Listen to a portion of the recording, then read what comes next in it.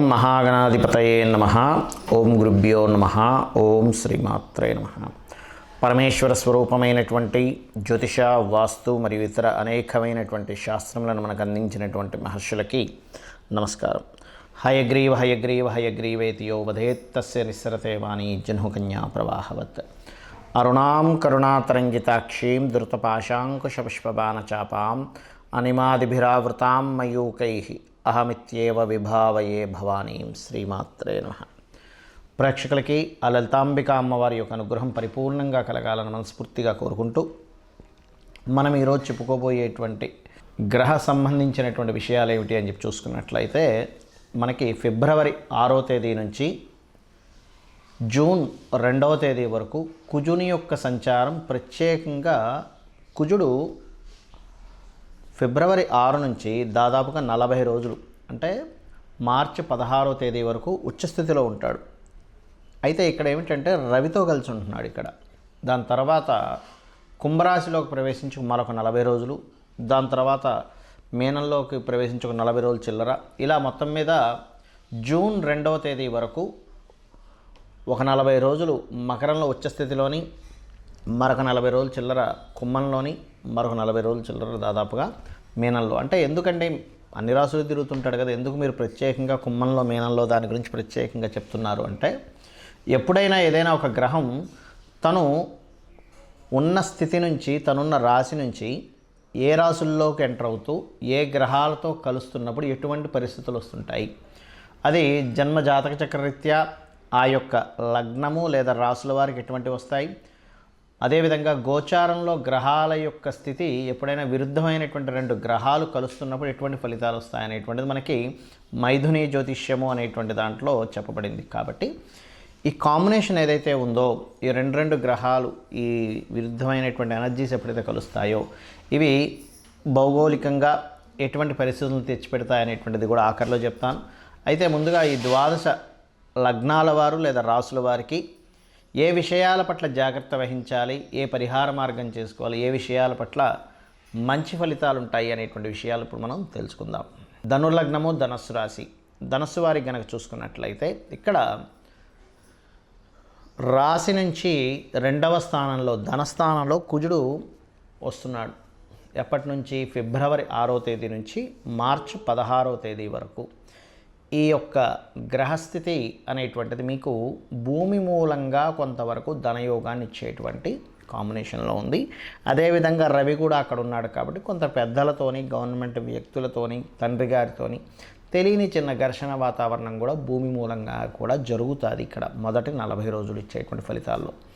మరి మనకి మార్చి 16వ తేదీ నుంచి ఈ యొక్క కుజుడు 3వ స్థానంలోకి మారుతున్నాడు, శని ప్రదేశంలోకి వెళ్తున్నాడు. మరి శని భగవానుడి దగ్గర ఉన్నప్పుడు ఇచ్చేటువంటి రిజల్ట్స్లో ముఖ్యంగా కమ్యూనికేషన్ చేసేటప్పుడు మీ అన్నదమ్ముల వరుస వారితో ఏదైనా ఇన్వెస్ట్మెంట్స్ రిలేటెడ్ సంబంధించినటువంటి అంశాలలోని ఇక్కడ ప్రత్యేకంగా ఈ 12వ అధిపతి 3లో ఉండడం, 3వ అధిపతి 12వ స్థానాన్ని చూడడం. అంటే ఏమిటి?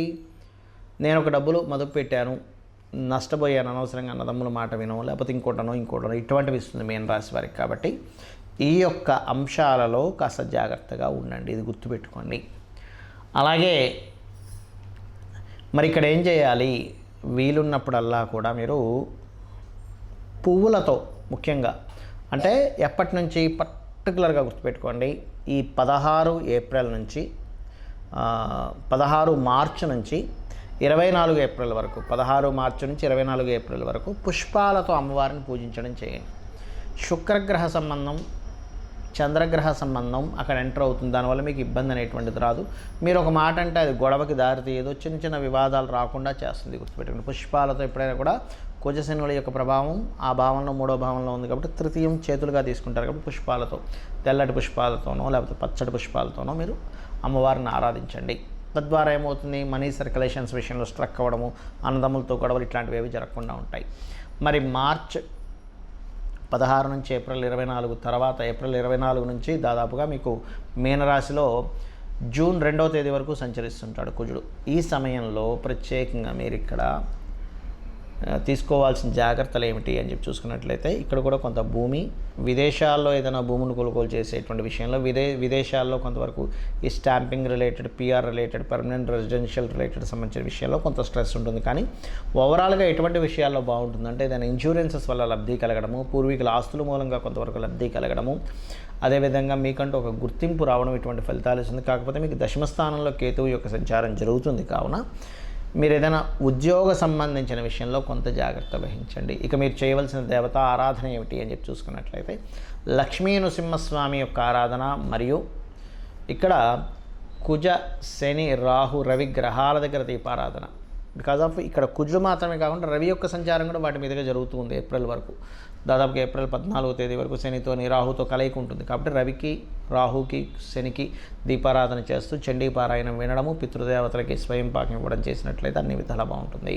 మరి ఈ కుజ రాహు లేదా కుజ శని, కుజుడు ఎగ్జాల్టెడ్, ఈ పొజిషన్స్ వల్ల కలిగేటువంటి ఫలితాలు ఏమిటి? కుజుడు కనుక ముఖ్యంగా మనకి ఫిబ్రవరి 6వ తేదీ నుంచి ఎప్పుడైతే రాజులకి కారకుడైన రవితో కనెక్ట్ అయ్యాడో, దీంతోపాటు సంక్రాంతి పురుషుడు అంటారు, మనం సంక్రాంతికి చెప్పుకున్నాం.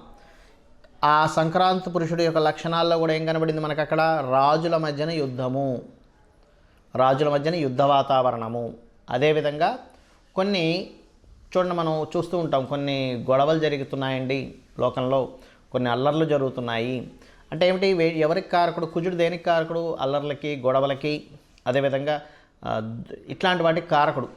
కాబట్టి ఈ అల్లర్లు, గొడవలు జరగడానికి జూన్ 2వ తేదీ వరకు ఈ కుజుడి యొక్క ప్రయాణం ఏదైతే ఉందో మకరం నుంచి, ముఖ్యంగా మకరంలో ఎంటర్ అయినప్పుడు ఏంటి, ఫిబ్రవరి 6 నుంచి కొంచెం మనకి భూకంపం వచ్చింది, మరలా ఇంకోసారి భూకంపం రావడానికి ఛాన్సెస్ ఎక్కువగా ఉంటాయి. బికాజ్ ఆఫ్ భూతత్వ రాశుల్లో 2 ఫైరీ ప్లానెట్స్ జరిగినప్పుడు భూకంపాలు, అగ్ని ప్రమాద సంబంధించిన, అంటే ఏంటి, ఎక్కడైనా కొంచెం మనం ఎక్కువగా క్రౌడ్ ఉంది, అక్కడ ఏదైనా అగ్ని ప్రమాదానికి సంబంధించిన జాగ్రత్తలు తీసుకోవాలని అర్థం. మనకి జ్యోతిష్ శాస్త్రంలో ముండెన్ ఆస్ట్రాలజీలు ఇవన్నీ ఎందుకు చెప్తారంటే, ఈ యొక్క కండిషన్ ఈ గ్రహాల యొక్క స్థితి ఇలా ఉంది కాబట్టి ఆ ఎనర్జీ ఎక్కువగా ఉంటుంది. గ్రహాలు ఏవైతే 2 గ్రహాలు కలుస్తాయో ఆ ఎనర్జీ ఎక్కువగా ఫామ్ అవుతుంది యూనివర్స్లో. ఎక్కువగా ఫామ్ అయినప్పుడు ఆ ఎనర్జీతో జాగ్రత్తగా ఉండాలి. ఆ ఎనర్జీ మంచి చేస్తుంది, ఇబ్బంది ఉంటుంది.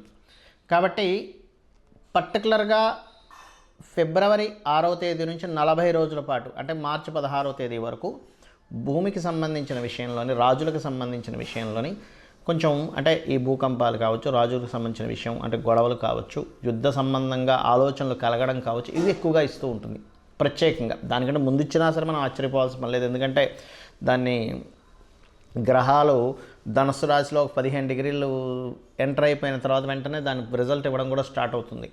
కాబట్టి అది అదేవిధంగా మరి ఈ కుంభరాశిలో కూడా కుజుడు ప్రవేశిస్తున్నాడు శని దగ్గరికి.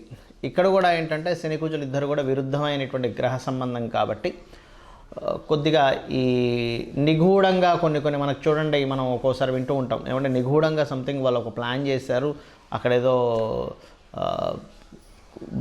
బయటకు సంబంధించిన కొన్ని దేశాల వాళ్ళు ఇట్లా ప్లాన్ చేసి నిగూఢంగా కొన్ని బ్లాస్టులు చేశారు. మనకు చూడండి జల సంబంధించినటువంటి వాటిల్లో బ్లాస్టులు చేస్తూ ఉంటారు చూసారా, లేకపోతే ప్రకృతి వైపరీత్యంగా కూడా కొన్ని జల సంబంధమైన ప్రదేశాల్లో కూడా కొన్ని బ్లాస్టులు అవ్వడం లాంటివి చూస్తూ ఉంటాం. అది మనకి లావాలు, సముద్ర గర్భంలో లావాలు పొంగడం కావచ్చు, సముద్ర గర్భంలో జరిగేటువంటి కొన్ని, ఎందుకంటే ఇక్కడ కుంభం అనేటువంటిది ఏమిటంటే కుండ, లోతైనటువంటి విషయాలు, జల సంబంధించినటువంటి విషయాలను చెప్తూ ఉంటుంది. అక్కడ కుజుడు ప్రవేశం అవడం వల్ల ఇటువంటి ఫలితాలు వస్తూ ఉంటాయి. అలాగే మీనరాశిలో ఎప్పుడైతే రాహువు కూడా సంచరిస్తుంటాడో అక్కడ బుధుడు ఉన్నాడు. బుధుడు రాహుతో పాటు కుజుడు ఎప్పుడైతే నీచ స్థానంలో ఉండేటువంటి బుధుడితో కుజుడు సంబంధం కలిగిందో కమ్యూనికేషన్ రిలేటెడ్ సంబంధించిన వాటి మీద కూడా దాని ప్రభావం ఉంటుంది. బుధుడు కమ్యూనికేషన్స్ కారకుడు, నీచబడినటువంటి కుజుడితో సంబంధం కలిగింది, రాహుతో సంబంధం కలిగింది.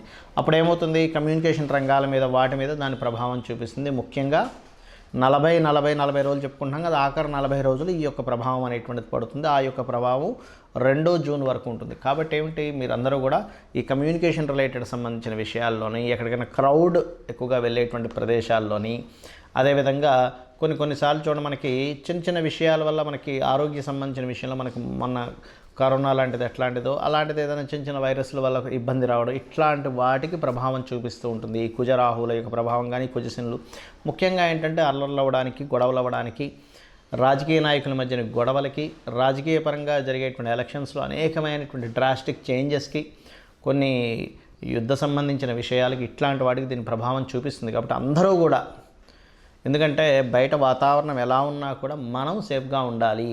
కాబట్టి మీరందరికీ నేను చెప్పేది ఒకటే, చండీ పారాయణం రోజు చేయండి, చండీ రోజు వినండి, చక్కగా చండీకి సంబంధించినటువంటి మనకి ఇంట్లో ప్లే చేయండి. అలా ప్లే చేస్తూ మీ పనులు మీరు చేసుకోండి. ఆటోమేటిక్గా ఆ ఇంట్లో ఆ తరంగాలు ఎప్పుడైతే మన చుట్టూ తిరుగుతూ ఉంటాయో ఇంట్లో ఒక్కరికి కూడా ఎటువంటి హాని కలగకుండా ఉంటుంది. ఒకటి. రెండవది, అమావాస్యలు వచ్చినప్పుడు పెద్దలకి తప్పకుండా మీరు బియ్యము, కూరగాయలు, స్వయం పాకము అంటారు, దాన్ని ఇవ్వండి. వీలైనంత మటుకు గోశాలకు వెళ్ళి గోవులకి క్యారెట్లు, బెల్లం లాంటివి తినిపించండి. ఇవి కనుక చేస్తే ఏమవుతుందంటే బయట జరిగేటువంటి ఏవైతే ఈ గ్రహస్థితి వల్ల జరిగేటువంటి ప్రభావం ఏదైతుందో అది తగ్గుతుంది. ఎందుకంటే ప్రతి మనిషి చేసేటువంటి ధార్మికమైనటువంటి పని వల్ల. రెండవది, మీకు మీ జన్మజాతకంలో ఉన్నటువంటి దోషం ఏదైతే ఉందో అవి యోగంగా మారుతుంది. కాబట్టి ఇవి చేసి మీరు దేశానికి మరియు మీకు కూడా శుభాన్ని కలిగింపజేసుకుంటారని మనస్ఫూర్తిగా కోరుకుంటూ శ్రీమాత్రే నమః.